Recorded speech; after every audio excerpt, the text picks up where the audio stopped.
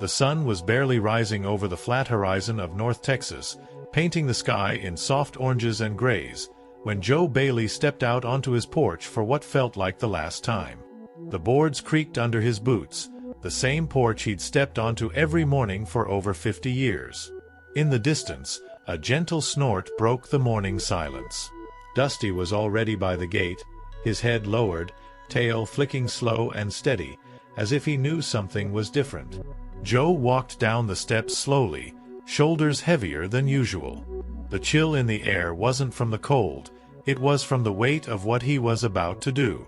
Dusty, the horse he'd raised since birth, would be leaving today.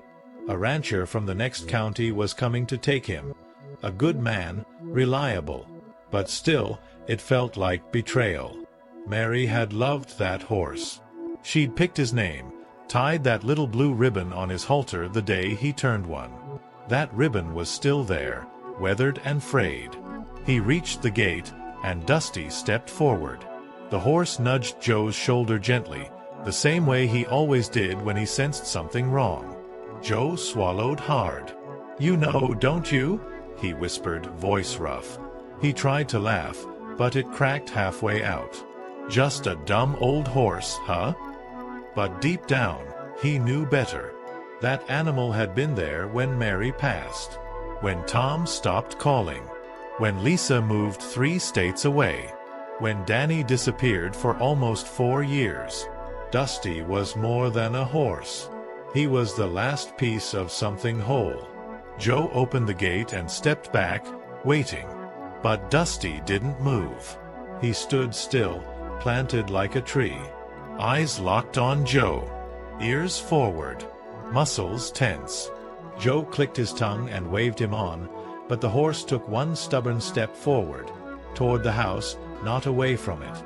Joe's brows drew together. "What are you doing, boy?"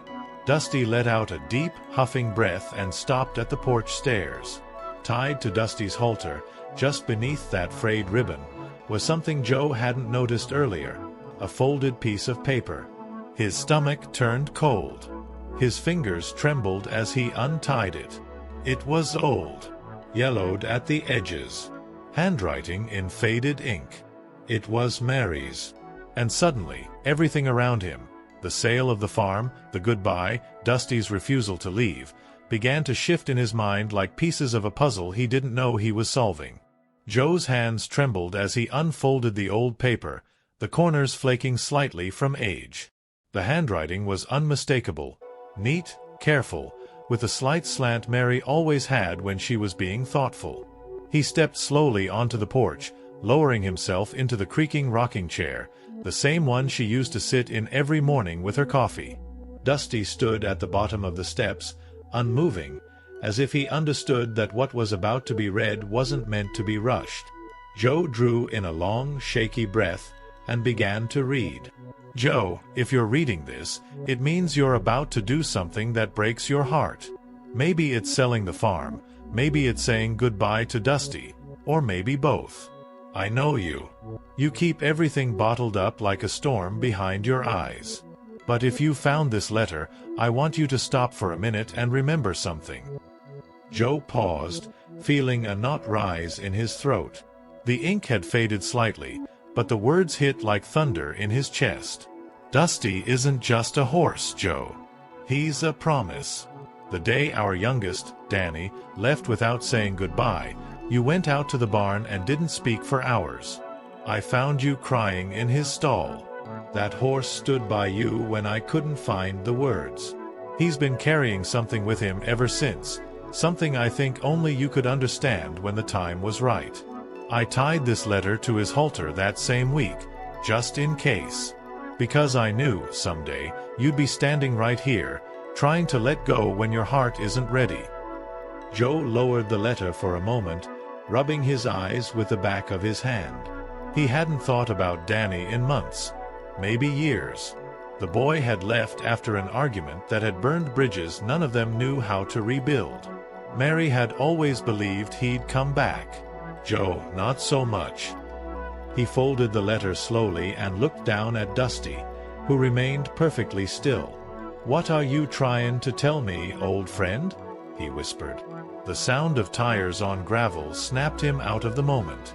The rancher's truck was coming down the long driveway, kicking up dust behind it. Joe stood up instinctively, tucking the letter into his shirt pocket. He glanced down at Dusty again, but something in him had changed. That letter. It had opened a door he didn't know was still there. A door he thought had been shut the day Mary died. And now, he wasn't sure if he could go through with the goodbye. The truck came to a slow stop near the gate, its engine humming low before falling silent. Joe recognized the man behind the wheel. Carl Benson, a decent fellow from 2 counties over. They'd met at the livestock auction a few years back. Carl stepped out of the truck, tipping his hat politely. "Morning, Joe," he called, walking toward the corral with steady, confident steps. "Figured I'd come a little early. Didn't wanna keep you waitin'." Joe forced a small nod, his fingers instinctively brushing the letter still tucked inside his shirt pocket. Dusty hadn't moved an inch. The horse stared straight ahead, eyes steady, body tense, as if sensing the finality of what was supposed to happen next. Joe cleared his throat. "Appreciate you comin'." "He's all saddled and ready." The words felt strange on his tongue, like saying goodbye to a part of himself he wasn't finished with. Carl looked over at Dusty with quiet admiration. "Fine animal," he said. "You sure about this, Joe? I know he ain't just some old horse to you." Joe didn't respond right away. He glanced at the porch, at the rocking chair that still held the echo of Mary's mornings, then back at Dusty, who hadn't taken his eyes off him. "I thought I was," Joe finally said. "But now, I ain't so sure anymore." Carl tilted his head slightly, sensing the hesitation. "You got time to think on it," he offered. "No rush. I can come back next week if that's better." Joe shook his head. "It ain't about time. It's about what's right." His voice dropped. "Mary left me a letter. Tied it to Dusty's halter. Said he's more than just a horse. Said he's carryin' something connected to our boy, Danny." Carl's brow furrowed slightly. "Your youngest, right? The one that left years back." Joe nodded. "Yeah, we had a falling out. Bad one. He never came back. Never called." Joe looked down, voice cracking. "But she believed he would. And now I'm wondering if maybe Dusty knows something I don't." There was a long silence between them, broken only by the wind moving through the dry grass. Carl glanced at the horse, then back at Joe. "If there's even a chance that horse is tied to something unfinished, you owe it to yourself to figure it out. Selling him now might be the wrong kind of goodbye." Joe looked back at Dusty, heart pounding. He felt it too, that strange weight in the air, like something was coming. Something he wasn't ready for. After Carl drove off, without taking Dusty, Joe stood in silence beside the gate, Mary's letter pressing heavy against his chest. The wind had picked up slightly, carrying with it the dry scent of old hay and dust. Dusty was still there, standing quietly, as if waiting for something else to happen. Joe looked at the horse, then at the barn. A thought passed through his mind like a whisper. If Mary left that letter, could there be more? He walked slowly toward the barn, the old place where so many memories were stored, both good and painful. The morning light filtered in through the cracks in the wooden boards, casting golden lines across the dirt floor. The smell was familiar. Aged wood, years of sweat, and that faint trace of longing. Joe ran his hand along the workbench, then rested it on the wooden chest where Mary used to keep the kids' keepsakes. It was still there, covered in dust, closed, but not locked. Joe knelt down, coughed from the dust, and slowly lifted the lid. Inside were newspaper clippings, old photographs, school letters, each one a tiny stab to the heart. He found one of Danny's notebooks, the handwriting crooked from when the boy was around 10. And there, beneath it all, was a small wooden box with Danny's name carved into the lid with a pocket knife. Joe froze. That box. He didn't remember ever seeing it before. Carefully, he opened it. Inside were a few small items: a metal horseshoe keychain, a button from a military uniform, and a letter. This one was newer, folded neatly, with Joe's name written on the front, in Danny's handwriting. Joe's hands began to tremble. He couldn't breathe. It was like time itself had paused. Slowly, he unfolded the letter. "Dad, if you ever find this, I want you to know I never hated you. I just didn't know how to handle everything. The guilt, the pressure, the feeling like I was never enough. I know I left the wrong way. But one day, I'll come back. Don't sell the farm. And please, take care of Dusty." Joe felt the ground shift beneath him. His throat tightened. Dusty. Danny mentioned Dusty. Again. The same horse. The same bond. Joe stood up slowly, stepped out of the barn, and saw Dusty standing in the exact same spot, as if he had been waiting for Joe to uncover exactly that. The question now was, why? And when did Danny plan to come back? The sun was dipping low behind the hills when Joe sat back down on the porch steps, Danny's letter resting in his weathered hands. The orange glow stretched across the front yard, casting long shadows that reminded him how quickly time moved when you weren't ready for it. Down near the gate, Dusty stood still, watching the house, calm and patient, as if he were waiting for something to unfold. Joe stared at the letter again, reading it for the 4th time. It still didn't feel real. He thought about calling Tom or Lisa, maybe telling them what he'd found, but he couldn't bring himself to do it. This felt too personal, too sacred to be reduced to a quick phone call. Danny had written that letter with something deep in his heart: regret, guilt, maybe hope. And then there was Dusty. What was it about this old horse that tied everything together? Why did Mary believe so strongly he would carry a message? Inside the house, the sudden ring of the old landline shattered the silence. Joe hadn't heard it in days, maybe weeks. He stood slowly, heart thudding as he stepped into the kitchen. The phone rang again. He picked it up. "Hello," he said. The line was quiet for a moment. Too long. Then a voice came through, low and hesitant. "Dad." Joe froze. The air left his lungs. That voice, older now, but unmistakable. "It's me. It's Danny." Joe gripped the phone tighter, leaning against the wall like his legs couldn't hold him. "Danny?" he whispered, barely believing it. "Yeah," the voice answered. "I'm sorry. I didn't know if you'd want to hear from me." Joe blinked hard, his eyes already wet. "I been waitin', son. I just didn't know it." There was a pause, heavy with years of silence, before Danny continued. He said he'd been working out of state, small ranches, quiet jobs, trying to fix the damage, trying to grow up. He never meant to disappear. He just didn't know how to come back. He told Joe about the letter, how Mary promised to keep it hidden, just in case he couldn't face his father, and how she said Dusty would know when the time was right. Joe listened in silence, tears now falling freely. Everything suddenly made sense in a way that hurt more than it healed. Before hanging up, Danny said one last thing: "I'm coming home. I just hope there's still a place for me." Joe looked outside. Dusty had moved closer to the house, standing right at the porch. But what Danny didn't know was that time hadn't stood still. The morning after the phone call felt different.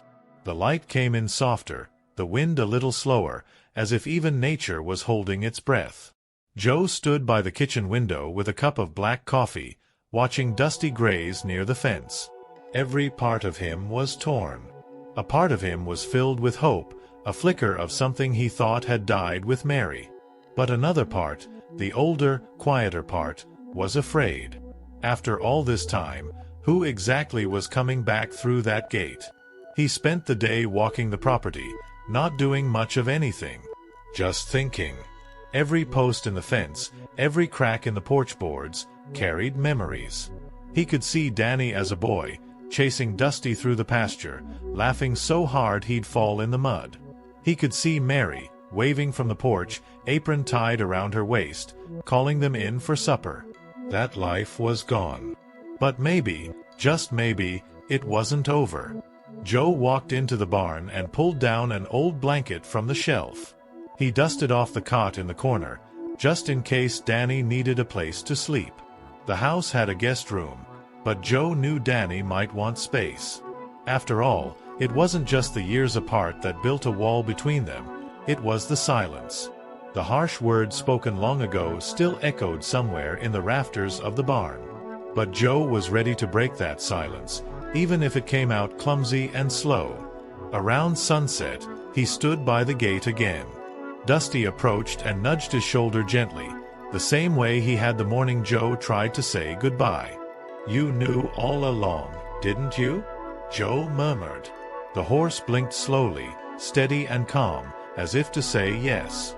Joe scratched behind his ears and looked out toward the long dirt road that led to the highway. He didn't know if Danny would come today, tomorrow, or not at all. Suddenly, he heard it, the distant hum of a truck engine. Not a rancher's pickup. Something older. Slower. Joe's breath caught in his throat. Dusty turned toward the sound too, ears flicking forward. The truck came into view a few moments later. Faded blue, rusted along the bumper. Joe recognized it. It was the same truck Danny had left in all those years ago. As the truck slowed to a stop outside the gate, Joe didn't move. But his hands trembled, not from fear, but from everything he never got the chance to say. The truck door creaked open, and Danny stepped out slowly, his boots hitting the dirt like they hadn't touched this ground in years, because they hadn't. He looked older than Joe remembered, thinner, tired in a way that didn't come just from work. He wore a faded flannel shirt, and his face was half hidden under the brim of a worn-out ball cap. For a long second, neither of them spoke. Just the wind moved, swirling dry leaves between their feet like it was trying to fill the silence for them. Joe stood there, hands clenched at his sides, unsure if he should move forward or stay put. So many words crowded his throat that nothing came out. Danny finally lifted his head and met his father's eyes. There was no anger there, just something soft and heavy, like shame.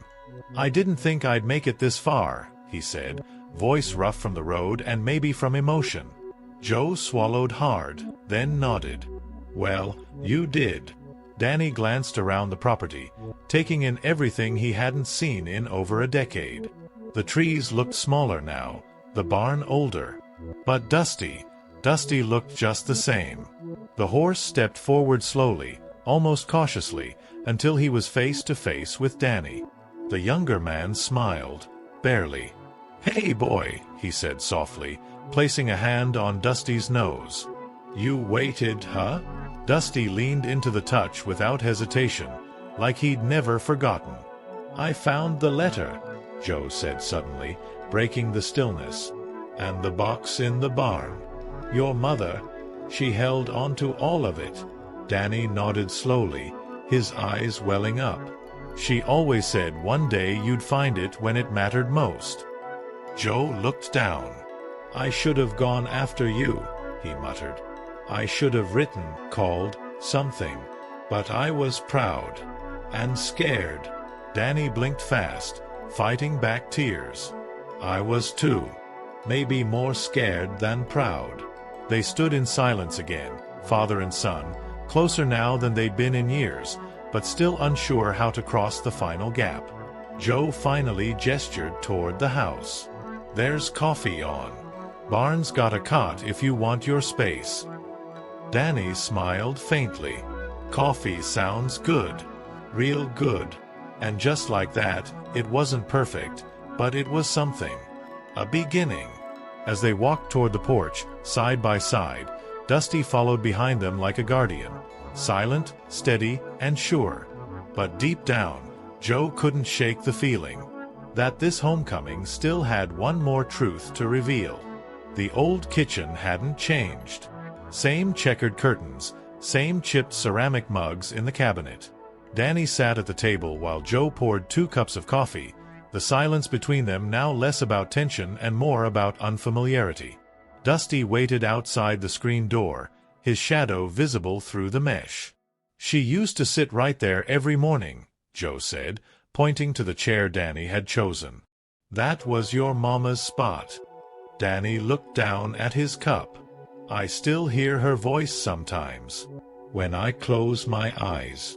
Joe nodded slowly. "Me too." The 2 men sat for a while without speaking. The clock on the wall ticked loud in the quiet. Finally, Danny reached into his jacket and pulled out a small envelope, yellowed at the edges. "I've been carrying this for years," he said. "Mama gave it to me the night I left. Told me not to open it until I was ready to come back." Joe leaned forward, eyes narrowing. "You never read it?" Danny shook his head. "Didn't have the guts. But I figured, now's the time." His fingers worked the flap open carefully, almost reverently. Inside was a folded sheet of paper, written in Mary's handwriting, that same careful slant Joe knew by heart. Danny took a breath and began to read it aloud. "My sweet boy, if you're reading this, it means you found your way back to where your heart always belonged. I never stopped believing in you. Not once. There are things you still need to know. Things I couldn't say then, because I was protecting you. And your father. But it's time. Go to the attic. There's a box with my name on it. Inside, you'll find the rest." Danny stopped reading, his hands trembling. Joe's face had gone pale. "The attic?" he whispered. They hadn't been up there in years. After Mary passed, Joe couldn't bring himself to touch her things. He had sealed off the attic like a tomb. Now it felt like a door was creaking open, not just in the house, but in both their hearts. "Do you want to see what's in it?" Danny asked. Joe hesitated for a long moment. Then he nodded. "Yeah, I think it's time." They stood together and walked slowly through the hallway toward the old staircase. The air grew colder with every step, the house seeming to hold its breath. Neither of them knew what Mary had hidden away in that attic, but whatever it was meant to be found together. The attic smelled of dust, cedar, and thyme. The wooden stairs creaked under their weight as Joe and Danny climbed slowly, neither saying a word. The last time Joe had been up there was the day after Mary's funeral. He had closed the door behind him and never looked back. But now, the air felt different, heavy, expectant, as if the house itself knew something was finally about to be faced. Danny spotted the box first. It sat beneath an old quilt, carefully wrapped and labeled in Mary's neat handwriting, "For Joe and Danny, when the time is right." Joe stared at it like it might fall apart in his hands. Danny waited, letting his father be the one to touch it first. With trembling fingers, Joe lifted the lid. Inside were photographs, letters, and a worn leather journal tied shut with a red ribbon. Joe picked up the journal, his thumb running across the soft cover. He untied the ribbon and opened to the first page. Mary's handwriting filled the lines, dated nearly 20 years back, just after Danny had turned 18. In the entries, she spoke of her fear that Joe's pride and Danny's stubbornness would one day break the family apart. She wrote about conversations they never finished, about pain Joe never admitted, and about how she tried to hold the 2 men she loved most together, even as they drifted further apart. Then came the shock, a letter tucked inside the journal. It wasn't from Mary. It was from Danny, written at age 17. A letter he had given to Mary but asked her never to show unless things truly fell apart. In it, Danny admitted he'd never wanted to leave. That he had felt judged by Joe. That no matter what he did, it was never enough. "I love him, Mom," the letter said, "but I don't think he loves me the same way. Not really. Not unless I become someone I'm not." Joe felt his knees weaken. He sat on an old trunk, letter shaking in his hands. "I never knew," he whispered. Danny sat beside him, quiet. "I didn't know how to tell you. So I ran." Joe turned toward him, eyes full. "And I let you." The silence between them was no longer made of fear, but of realization, of grief, and maybe forgiveness. They went through the rest of the box slowly, piece by piece. Memories, regrets, truths once buried out of love or fear. Mary had left them more than answers. She had left them a map back to each other. And now, the final step was to decide what to do with it all. The morning came quiet and warm, the kind of Texas morning that feels like a clean slate. Joe stood on the porch, coffee in hand, watching Danny walk the pasture with Dusty close behind. They looked like they belonged to the land, like neither of them had ever left. The tension in Joe's chest had eased, replaced by something softer, something he hadn't felt in years: peace. It wasn't that everything was fixed, but now, it didn't have to be. They had each other. That was enough. The box from the attic now sat on the living room table. Joe and Danny had decided to keep everything, not as reminders of pain, but as evidence of how far they'd come. The journal, Mary's letters, even Danny's old note, all of it now told a fuller story. Not just of mistakes, but of love. Love that didn't always know how to show itself, but had been there all along, waiting to be uncovered. "I've been thinking," Danny said, later that afternoon, sitting on the porch steps with Dusty's head resting beside him. "I don't want to leave again. Not yet, anyway." Joe looked at him, surprised but relieved. "You got a place here," he said firmly. "Always did. Just, neither of us knew how to say it." Danny smiled, a real one this time. "I was thinking I could fix up the barn. Maybe turn it into something. Workshops. Writing lessons for local kids. Mama would have liked that." Joe nodded. She would have loved it. They didn't talk about selling the farm again. That conversation had died the moment Dusty refused to walk through the gate. Everything had changed since then. Not just plans, but hearts. Joe realized the farm wasn't a burden. It was a legacy. Not the land or the fences or the crops, but the stories, the memories, the people who had walked it. Mary, Danny, even Dusty. Especially Dusty. That evening, they built a new gate together. One that swung open both ways, with stronger hinges and a wider path. As they finished, Dusty stood nearby, calm and steady. Danny reached down, untied the old frayed blue ribbon from the horse's halter and handed it to Joe. "I think she'd want you to have this." Joe took it, fingers closing gently around the fabric. "She never really left us," he said quietly.